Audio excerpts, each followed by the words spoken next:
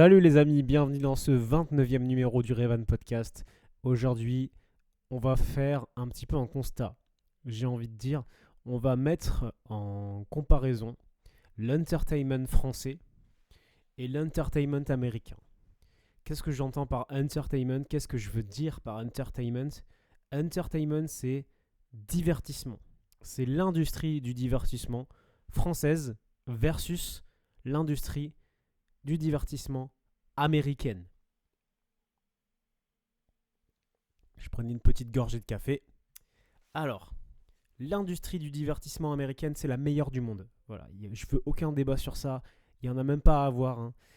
Il n'y a même pas besoin de discuter en fait. C'est la meilleure du monde. Ok.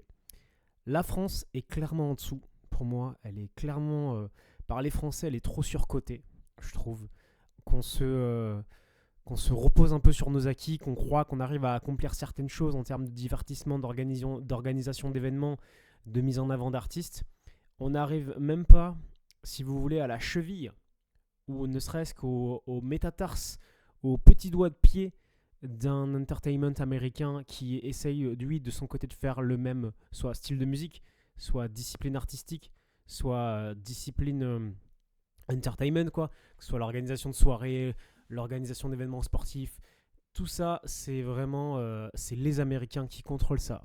Mais, cependant, on a un contraste assez rigolo, c'est qu'en fait, la plupart du temps, moi je parle beaucoup de rap sur ce podcast, la plupart du temps, par exemple, les rappeurs, si vous voulez, envient le mode de vie de personnes célèbres, riches, il n'y a pas de souci, en général des Afro-Américains, et en fait, veulent s'habiller comme ces gens-là.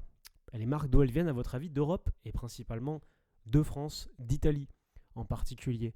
Et donc, on a un contraste assez intéressant, c'est qu'en fait, on va avoir beaucoup de gens qui viennent un petit peu faire leur course au centre commercial quand elles viennent en Europe, plus que remarquer l'entertainment français et s'y intéresser fortement, quoi. Donc on a ce petit paradoxe-là qui est vachement intéressant, qui fait qu'en fait, la France, qui est mon pays, a vraiment une carte à jouer sur ça, quoi. On organise les Fashion Week chaque année, on organise les défilés des plus grands couturiers chaque année, on fait venir les célébrités les plus importantes de cette planète chaque année dans les grandes villes françaises, dans les grandes villes européennes. Donc on a quelque chose à faire autour de ça et on le fait très bien. On va pas se mentir qu'en termes de divertissement, la mode française, italienne, j'ai pas d'autres exemples, anglaise, ce qui me vient, peut-être allemande. C'est les pays qui me viennent comme ça, mais pour moi, ce qui se démarque vraiment, c'est la France et l'Italie.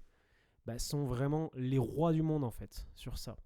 Et la nourriture, bien évidemment, mais là, on est dans autre chose, la cuisine. Donc, on a ça à jouer, on a cette carte à jouer. Maintenant, en termes de divertissement, en termes d'artistique, qu'est-ce qui nous différencie ? Je vais vous le dire en très très peu de mots, prendre des risques, tout simplement. En France, on n'en prend pas assez, on se repose beaucoup sur nos acquis.